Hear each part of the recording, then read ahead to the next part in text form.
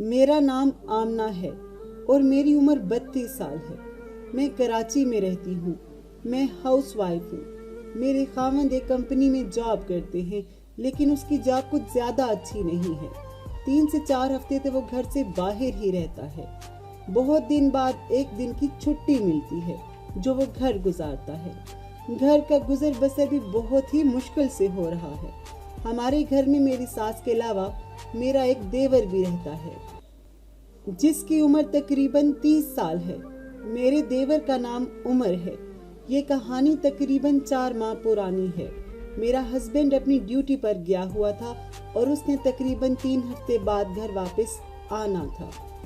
گھر میں میری ساس اور میرا دیور تھا اور میں انتہائی مشکل سے اپنی زندگی گزار رہی تھی۔ میرے پاس میں کوئی بچہ بھی نہیں تھا۔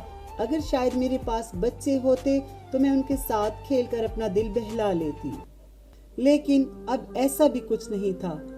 خیر، دن گزر رہے تھے اور میں دن بدن خود کو بہت اذیت میں محسوس کرتی تھی۔ دل چاہتا تھا کہ یہ گھر چھوڑ کر کہیں اور چلی جاؤں، کیونکہ نہ تو میرا شوہر مجھے ٹائم دیتا ہے اور نہ ہی گھر میں کوئی ایسی مصروفیات ہیں جن کی وجہ سے میں اپنا ٹائم گزار سکوں۔ گھر میں میرا سانس لینا بھی مشکل ہو گیا تھا۔ سارا دن میں کچھ ایسے ہی سوچتی رہتی کہ اب میں کیا کروں۔ ایسے ہی اپنے کمرے میں ایک دن بیٹھی ہوئی تھی کہ میرے کمرے کا دروازہ کھٹکتا ہے۔ میرے کمرے میں میری ساس آیا کرتی تھی۔ مجھے لگا میری ساس آئی ہے۔ میں نے کہا اندر آ جائیں، دروازہ کھلا ہوا ہے۔ جیسے ہی میں نے کہا تو میرا دیور کمرے کے اندر داخل ہوا۔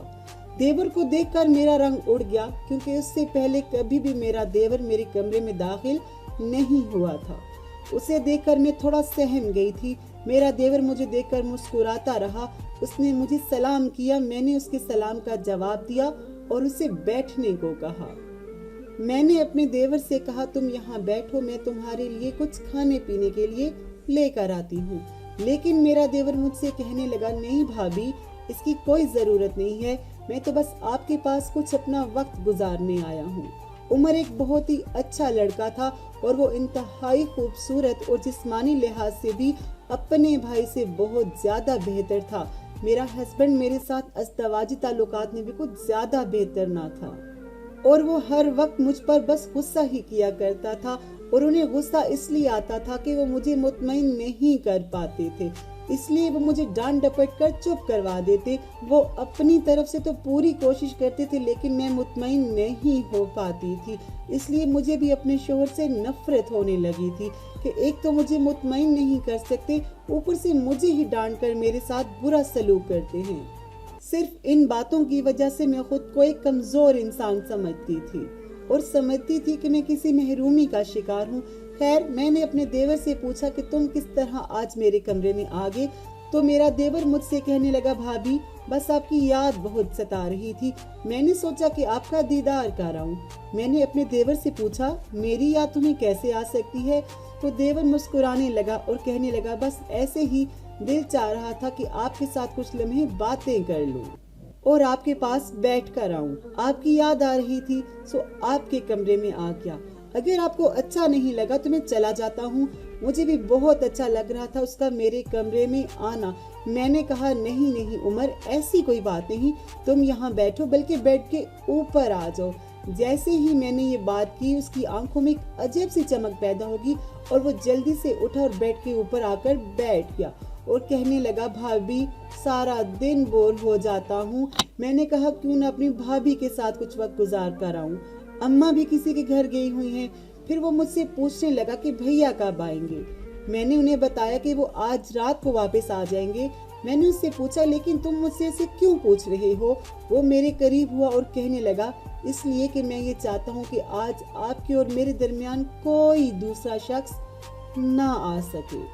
یہ کہتے ہوئے اس نے میرے دونوں ہاتھ پکڑ لیے اور مجھ سے کہنے لگا بھابی پلیز میری کچھ مدد کریں۔ مجھے لگا شاید اس کو کوئی پیسوں کی ضرورت ہے۔ میں نے کہا عمر بتاؤ کس چیز کی ضرورت ہے تمہیں، تمہاری کیسی مدد کروں؟ عمر مجھ سے کہنے لگا بھابی مجھے بہت پیاس لگی ہے، پلیز آپ میری پیاس بجھا دیں۔ اب میں اس کی ساری بات سمجھ گئی تھی، میں تو خود یہی چاہتی تھی کہ کوئی میری پیاس بجھائے۔ मैंने उससे वादा लिया कि ये बात तुम्हारे और मेरे दरमियान रहेगी और कभी भी ये बात तुम्हारे भैया तक ना पहुंचे। उसने मुझसे वादा लिया और मेरे ऊपर टूट पड़ा। मुझसे भी नहीं रहा गया और मैं उस पर टूट पड़ी। हमने एक दूसरे से खूब जी भर कर प्यार किया। वो भी बरसों का तरसा हुआ था और मैं भी बरसों की ही तरसी हुई थी, क्योंकि मेरी भी ख्वाहिश पूरी नहीं होती थी। हमने एक दूसरे के साथ खूब एंजॉय किया और वो आधा घंटा मेरे साथ ही रहा। इसने मेरी ख्वाहिश को हर तरह से पूरा कर दिया था। अब मैं उसे कह रही थी कि बस अब तुम चले जाओ, लेकिन वो सिर्फ एक ही बात कह रहा था कि मुझे कुछ और वक्त दे दो भाभी, प्लीज मुझे कुछ और वक्त दे दो। पहली बार इतना वक्त मुझे किसी ने नहीं दिया था। मेरी खुशी की कोई इंतहा ही ना रही थी। मैं हर तरह से मुतमईन हो चुकी थी। मैंने अपने देवर से दोस्ती कर ली थी और उससे कहा कि जब भी तुम्हारा दिल करे तुम मेरे कमरे में आ सकते हो। अब जब भी कभी मेरे देवर को वक्त मिलता वो मेरे पास आ जाता, मुझे मुतमईन करके वापस चला जाता। अब मेरा वक्त बहुत ही अच्छा गुजरने लगा था और मैं किसी भी लम्हे बोर नहीं होती थी। जैसे ही मेरी सास घर से बाहर जाती मेरा देवर मेरे पास आ जाता। हम खूब एंजॉय करते।